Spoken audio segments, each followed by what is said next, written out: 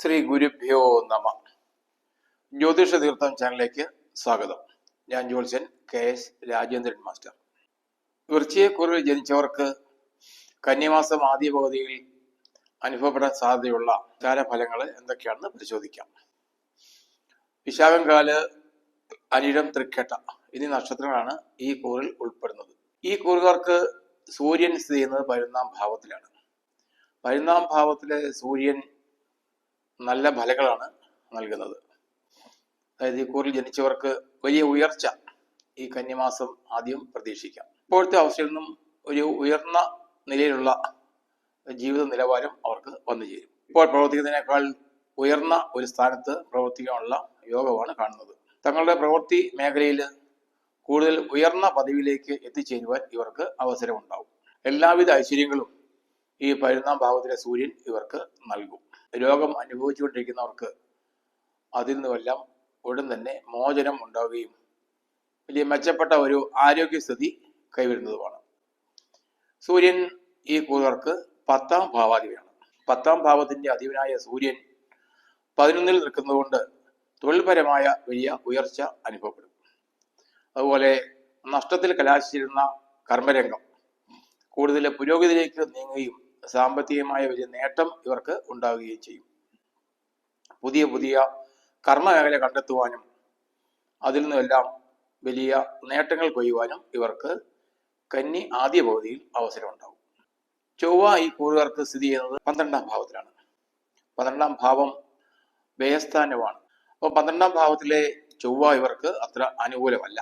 അനാവശ്യമായ ചെലവുകൾ കൂടുതലായി ഇവർക്ക് വന്നു ചേരും. അപ്പോൾ സാമ്പത്തിക കാര്യങ്ങളൊക്കെ കൈകാര്യം ചെയ്യുമ്പോൾ കൂടുതൽ ശ്രദ്ധ കൊടുക്കേണ്ടതാണ്. ഓരോ പദ്ധതികളും ആസൂത്രണം ചെയ്യുമ്പോൾ അതിന് ചെലവാകേണ്ട തുക എത്രയാണെന്ന് മുൻകൂട്ടി നിശ്ചയിച്ച് വേണം അത് ആരംഭിക്കുവാൻ. അല്ലെങ്കിൽ വലിയ നഷ്ടത്തിൽ കലാശിക്കുവാൻ സാധ്യതയുണ്ട്.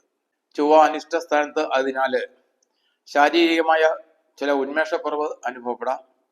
അതുപോലെ ചെറിയ ചെറിയ രോഗദുരിതങ്ങളൊക്കെ വന്ന് ഭവിക്കാൻ കാരണം ആയേക്കാം. വലിയ കോപത്തോടുകൂടി പെരുമാറാനുള്ള സാധ്യതയുണ്ട്. അപ്പോൾ സംസാരത്തിലും പ്രവൃത്തിയിലും ഒക്കെ മിതത്വം പാലിക്കുന്നത് നല്ലതായിരിക്കും. 1-ഉം 6-ഉം ഭാവത്തിന്റെ ആധിപത്യമാണ് ഈ ചൊവ്വ വഹിക്കുന്നത്. അതുകൊണ്ട് തന്നെ നമ്മൾ പ്രതീക്ഷിക്കാത്ത ചില ആളുകളിൽ നിന്നും ചില ഉപദ്രവങ്ങളൊക്കെ ഉണ്ടാകാൻ സാധ്യതയുണ്ട്. ശാരീരികമായ ഉന്മേഷക്കുറവും മാനസികമായ ചില ബുദ്ധിമുട്ടുകളൊക്കെ അനുഭവപ്പെടാൻ സാധ്യത കാണുന്നു. വളരെ ചിന്തിച്ച് ആലോചിച്ച് വേണം മറ്റുള്ളവരുമായി ഓരോ കാര്യങ്ങളിലും ഏർപ്പെടുവാൻ. ഈ ദോഷങ്ങൾ പരിഹരിക്കുവാൻ സുബ്രഹ്മണ്യ സ്വാമിക്ക് പ്രീതികരമായ വഴിപാടുകൾ ചെയ്യുന്നത് ഉത്തമമാണ്. സുബ്രഹ്മണ്യ സ്വാമിക്ക് പാൽപ്പായസം കഴിക്കുന്നത് ഈ ചൊവ്വയെ കൊണ്ടുള്ള ദോഷ ദുരിതങ്ങളൊക്കെ മാറുന്നതിന് സഹായിക്കും. ബുധൻ നിൽക്കുന്നത് ഈ കൂറുകാരുടെ 11-ാം ഭാവത്തിലാണ്. ലാഭസ്ഥാനത്താണ് ബുധൻ നിൽക്കുന്നത്. അതുകൊണ്ട് തന്നെ വിവിധ രംഗത്തു നിന്നും വലിയ ലാഭങ്ങൾ, നേട്ടങ്ങൾ ഇവർക്ക് പ്രതീക്ഷിക്കാം.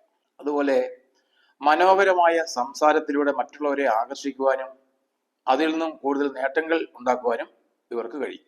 എല്ലാവിധത്തിലും സൗഖ്യം ഈ 10-ലെ ബുധൻ ഇവർക്ക് നൽകും. എല്ലാ രംഗത്തു നിന്നും വിജയം പ്രതീക്ഷിക്കാം. സാമ്പത്തികമായി ബുദ്ധിമുട്ട് അനുഭവിച്ചവർക്ക് അതെല്ലാം വിട്ടൊഴിഞ്ഞ് വലിയ സാമ്പത്തിക നേട്ടം കൈവരുവാൻ ഇടയാവും. എല്ലാ രംഗത്തു നിന്നും അപ്രതീക്ഷിതമായ നേട്ടം പ്രതീക്ഷിക്കാം. അതുപോലെ തങ്ങൾ ഏർപ്പെടുന്ന എല്ലാ കാര്യങ്ങളും പൂർണ്ണമായി വിജയത്തിലെത്തിക്കുവാനും ഇവർക്ക് കഴിയും.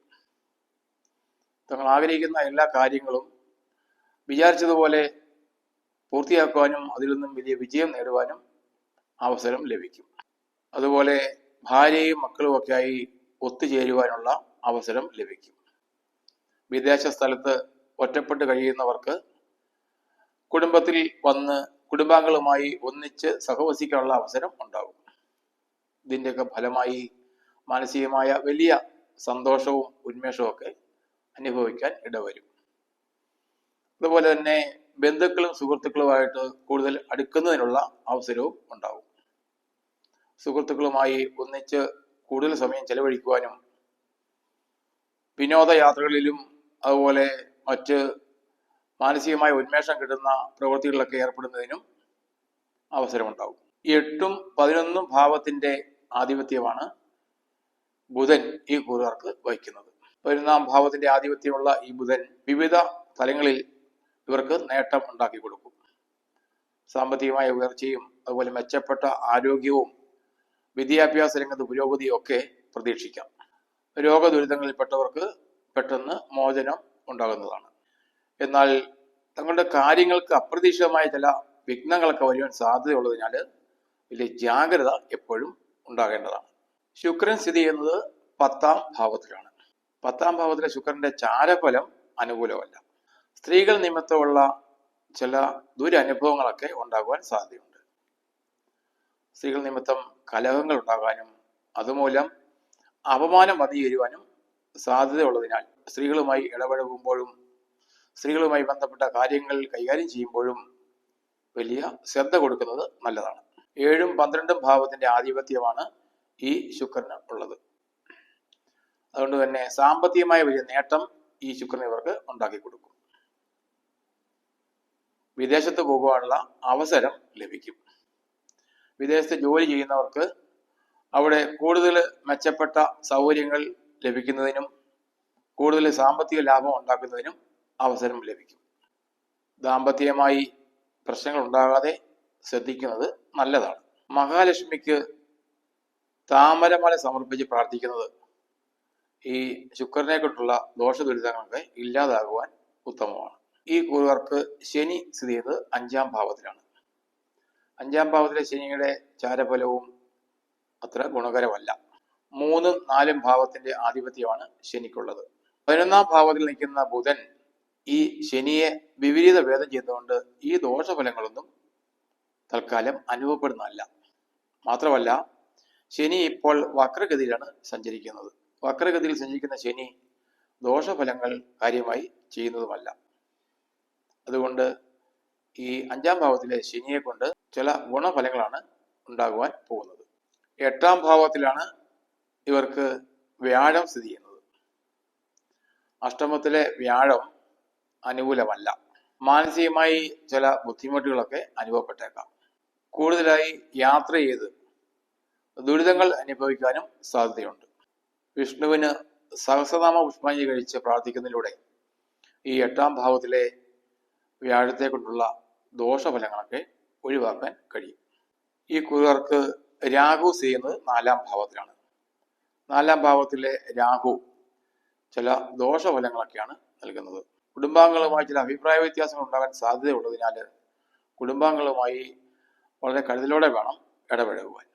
പൊതുവെ ഒരു കലഹ സ്വഭാവം ഈ 4-ലെ രാഹുവിനെ കൊണ്ട് പ്രകടിപ്പിക്കും. അതുകൊണ്ട് വാക്കിലും പ്രവൃത്തിയിലും ഒക്കെ ഒരു ജാഗ്രത എപ്പോഴും നന്നായിരിക്കും. നാഗദൈവങ്ങൾക്ക് പ്രീതികരമായ വഴിപാടുകൾ നടത്തി ഈ ദോഷത്തിൽ നിന്നും മുക്തി നേടാം. എന്നാൽ 10-ാം ഭാവത്തിൽ നിൽക്കുന്ന കേതു ഇവർക്ക് വളരെ അനുകൂലമാണ്. വലിയ സാമ്പത്തിക നേട്ടം ഇവർക്ക് ഈ കേതു നൽകുന്നതാണ്. പലവിധ നേട്ടങ്ങൾ ഇവർക്ക് അനുഭവിക്കാൻ ഇടവരും. തൊഴിൽ രംഗത്ത് വലിയ പുരോഗതിയും നേട്ടവും കൈവരിക്കും. സാമ്പത്തികമായ വലിയ മുന്നേറ്റം നടത്തുവാൻ ഈ കേതു ഇവരെ സഹായിക്കും. ഇപ്പോൾ അനുഭവിച്ചുകൊണ്ടിരിക്കുന്ന രോഗങ്ങളൊക്കെ വിട്ടുമാറി വലിയ ഒരു ആരോഗ്യ പുരോഗതി കൈവരിക്കും. സന്തോഷകരമായ ഒരു കുടുംബജീവിതം നയിക്കുവാനുള്ള യോഗമാണ് 10-ാം ഭാവത്തിൽ സ്ഥിതി ചെയ്യുന്ന കേതു ഈ കൂറുകാർക്ക് നൽകുന്നത്.